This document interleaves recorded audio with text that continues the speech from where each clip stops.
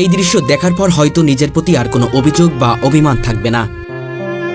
বাবার কষ্ট সহ্য করতে না পেরে 2 হাত হারিয়েও লেখাপড়া ছেড়ে ঢাকায় এসে বাদাম বুট বিক্রি করছে ছেলেটি। বাবা হাতে নিয়ে টাকাটা নিয়ে অল্প কান্না করে, বাবা আমার এই ছেলে কষ্ট করে আমার টাকা দিতেছে। আমার বাবা অসুস্থ না থাকলে হয়তো আমার আজকে এখানে ঢাকা থাকতে দিত না আমার বাবা। ভারী এই বাদাম বুটের বোঝা কাঁধে ঝোলাতে ঝোলাতে তার কাঁধের একটি পাশ বেঁকে গেছে। না বলা অনেক কথা বুকের ভিতর চাপা দিয়ে হৃদয় বিদরক যন্ত্রণা সহ্য করেও চালিয়ে যাচ্ছে বেঁচে থাকার সংগ্রাম। মায়াভরা এই ছেলেটির নাম আব্দুল্লাহ। আমার ইচ্ছা আমার বাবা মারে আমি একটু সুখী করতে চাই। আমার জন্য অনেক কষ্ট করছে তারা। আমি ছোটবেলা থেকে দেখেছি বাবা অনেক কষ্ট করছে আমাদের জন্য, ফ্যামিলির জন্য, সবার জন্য। আমার বাবা নিজের জীবনটা শেষ করে দিতেছে, এমন হয়তো দিন নাই রাত নাই আমার বাবা সবসময় কাজ করে। আমার বাবা একজন কৃষক। 2 হাত হারানোর পরেও পা দিয়ে লিখে এসএসসি পাশ করেছে ছেলেটি। কিন্তু অভাবানটন আর বাবার কষ্ট সহ্য করতে না পেরে প্রতিদিন অমানবিক পরিশ্রম করে যাচ্ছে। ভারী বাদাম বুটের ওজন কম হলেও প্রায় 7 থেকে 8 কেজি। অনেক সময় সেই বোঝার সহ্য করতে পারে না আব্দুল্লাহ। আমি এখানে থাকি, আমার দাদি সব গুছাই দেয়। আমি সকালে বিকালে যতক্ষণ পারি, যতক্ষণ শরীরে কোলায় ততক্ষণ বিক্রি করি। এটা অনেকে ভার নিলে আস্তে আস্তে ঘাড়ে অনেক ব্যথা করে, মাথা মতো। তবুও কষ্ট সহ্য করে চালিয়ে যায় বিক্রি। বাবার ঋণ শোধ করতে আজ নিজেকে বিসর্জন দিয়েছে আব্দুল্লাহ। হ্যাঁ, আমার বাবা আমার কাছে অনেক আপ। আমার বাবা যতটুকু করছে, আমার বাবার জন্য যদি আমি জীবন দিয়ে দিই তাও ঋণ শোধ করতে পারবো। আমার বাবা একজন কৃষক, আমার 6-7 লাখ টাকা খরচ করে আমার জীবন বাঁচাইছে। কত আমার বাবার টাকা কই পাইছে এটা আমিও জানি না। আমার বাবার কাছে এত টাকা ছিল না, কই পাইছে সে, কিভাবে বাঁচাইছে, কিভাবে কি করছে, সেই এখন আমি অনেক দিনা হয়ে আছে আমার বাবা। নিজের সব সকাল্লাদ বিসর্জন দিয়ে কঠোর পরিশ্রম চালিয়ে যাচ্ছে সে। বাবার কষ্টের কথা মনে পড়লেই কান্নায় ভেঙে পড়ে আব্দুল্লাহ। বাবা আমার তো বলার মতো না। আমার বাবা আমার জন্য অনেক করছে, আমার মৃত্যুর মুখ থেকে বাঁচিয়ে আনছে আমার বাবা। সে বাবা মায়ের প্রতি কিছু বলার আছে? বাবার জন্য কিছু করতে চাই। দর্শক, আজকে আপনাদের সামনে এমন একটি প্রতিবেদন তুলে ধরতে চলেছি যা আপনাদের হৃদয়কে স্পর্শ করবে। এই প্রতিবেদনটি দেখলে হয়তো নিজের চোখের পানি আর ধরে রাখতে পারবেন না। বাবা মা জানে আপনি এই কাজ করেন? জানতো, কিন্তু ওই যে জানতো আমি বাদাম বুট বেচি, কিভাবে বেচি এটা জানতো না। কয়েকদিন আগে একজন ভাই ভিডিও করছে, ওইখান থেকে দেখছে, বাবা ফোন দিয়ে কাঁদছে। আমরা দিই কি বলেছে? তুই এমন কাজ করতেছি, মাও কাঁদছে। এক গরিব পরিবারে জন্ম আব্দুল্লাহর। স্বাভাবিকভাবে জন্মালেও ভাগ্যের নিষ্ঠুর খেলায় সৃষ্টিকর্তা কেড়ে নিয়েছে তার 2টি হাত। আমার যখন একটা বাজে মন্তব্য করে যে হাত নেই এমনি হ্যান তেন, তখন আমার কষ্ট লাগে। এমনি সারাদিনে আমার কোনো কষ্ট হয় না, আমার তখন অনেক বুকটা ফাইটে যায়। ক্লাস 6-এ পড়ার সময় একদিন স্কুলে একটি খেলা দেখতে গিয়েছিল সে। কিন্তু সেদিন মুহূর্তেই বদলে যায় তার পুরো জীবন। খেলা দেখতে একটি ভবনের 2য় তলায় উঠেছিল। আমি যখন 5 এক্সাম দিয়ে ক্লাস 6-এ ভর্তি হই, আমাদের স্কুলে ওদিনকার খেলাধুলা ছিল, স্পোর্টস ছিল, মাঠে খেলাধুলা হয় ফেব্রুয়ারি মাসে যে খেলাধুলাটা ওইটা ছিল। আমি ওদিনকে স্কুলে যাই। স্কুলে যাওয়ানোর পর আমরা কয়েকজন মিলা স্কুলের পাশে একটা বাসা ছিল, বাসার ছাদে উঠছিলাম যে ওইখান থেকে ভালো খেলাধুলা দেখা যাবে, এই জন্য উঠছিলাম। আর সেখানেই অসাবধানতাবশত স্পর্শ করে ফেলে একটি বৈদ্যুতিক তার। মুহূর্তে ঝলসে যায় তার শরীরে বেশ কিছু অংশ। আমি দেওয়াল ছিল ছাদের উপরে, চতুর্থ সাইডে দেওয়ালের সাইডে যে দাঁড়াইছি, এইভাবে দাঁড়াই আছি দেওয়ালের সাইডে, দেওয়ালের ডান পাশ দিয়ে একটা 440 লাইনের তার গেছে। আমি তো দেখি নাই, আমি তখন আগে পরে ওই জায়গায় যাইও নাই, দেখিও নাই। তো আমি ওখানে দাঁড়ানোর পর আমার কাছে মনে হইতেছে যে আমার শুধু ওই তারের দিকে টাইনে নিয়ে যেতেছে। আমি ওইখান থেকে সরবো, এই শক্তিটা আমার ভিতরে নাই। টানতে টানতে ওইদিকে নিয়ে গেছে। আমি নিজের সামলাইতে চেষ্টা করছি। একটা প্লার রড ছিল, রডটা বাম হাতে ধরে ফেলছিলাম, ডাইন হাতের কেউ না, আর পেট যেয়ে পড়ছিল তারের উপরে। আমার ছোট ছোট 2টা মামাতো ভাই ছিল, ওরা ছিল আমার থেকে একটু ছোট, 2-1 বছরের। ওরা দেখার পর আমার ওইখান থেকে শর্ট করে 2 তলার থেকে রাস্তার উপরে ফেলে দিছিল। তো ওরা নাইমে যেয়ে সবাই বলছিল, তারপর সবাই এসে আমার হসপিটাল নিয়ে গেল। দ্রুত হাসপাতালে নিলে চিকিৎসকরা প্রাণ বাঁচালেও মাত্র 6 দিনের মাথায় কেটে ফেলতে হয় তার 2টি হাত। না, আমার ওই ধরার পরে আমি অজ্ঞান হয়ে গেছিলাম। ওইখান থেকে আমার ফরিদপুরে এসে জ্ঞান ফিরছিল, এর মাঝখানে জ্ঞান ফিরছিল না। আমার 2 হাত পুড়ে গেছিলো, এই বুকেও আছে, পেটে অনেকটাই পুড়ে গেছিলো, এই পাম্পায়ের রানেও আছে, এইখান থেকে পুড়ে গেছিলো। তারপরে এই ঢাকা আসার পর চিকিৎসা হলাম, এই হাত কেটে ফেললো, এই বুকে চামড়া কেটে আবার সেলাই দেওয়া আছে। সেই থেকে শুরু হয় আব্দুল্লাহর জীবনের এক নির্মম অধ্যায়। আব্দুল্লাহরা 4 ভাই বোন, সবার বড় হওয়ায় সংসারের ভারটা এখন তার কাঁধেই। বড় ছেলে বলে কথা, তাই বোঝে তাকে বইতেই হচ্ছে। তবে তার একমাত্র বোন কিছুদিন আগেই মারা গেছে। আমরা ফ্যামিলিতে 7 জন। আমার বাবা কৃষি কাজ করে, আমাদের খাওয়ায়। তো আমি চাই যে বাবার জন্য কিছু করি। মা বাবা ভাই বোন ছিল, ছোট বোন মারা গেছে। আমরা 3 ভাই, এখন মা বাবা দাদু আমি। না, আমি সবার বড়। সবার বড় মানে এখন সবার বড় যেহেতু, সেই কারণে পরিবার হাল ধরতেছে এমন কিছু? মনে করে এমনটাই।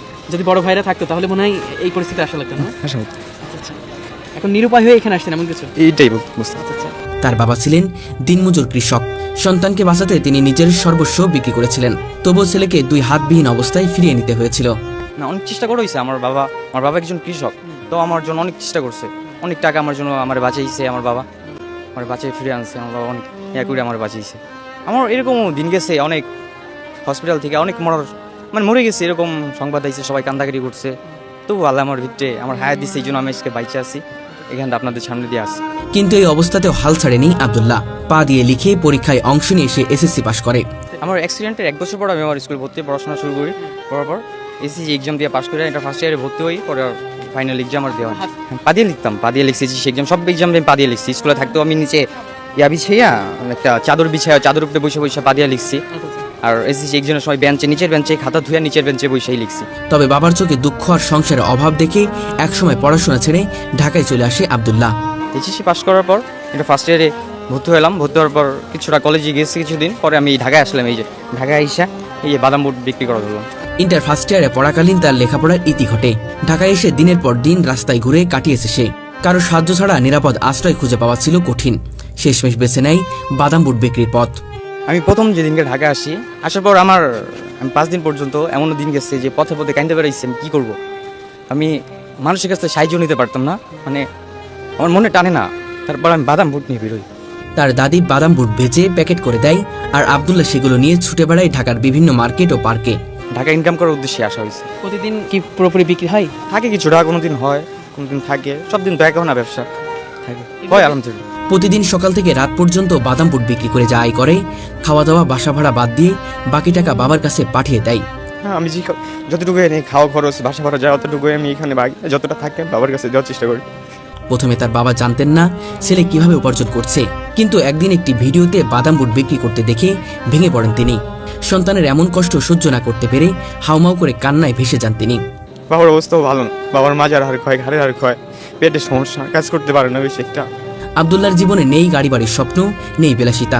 সে শুধু একটু স্বাভাবিকভাবে বাঁচতে চায়, পরিবারের মুখে হাসি ফোটাতে চায় এবং বড় হয়ে সমাজে কিছু করতে চায়।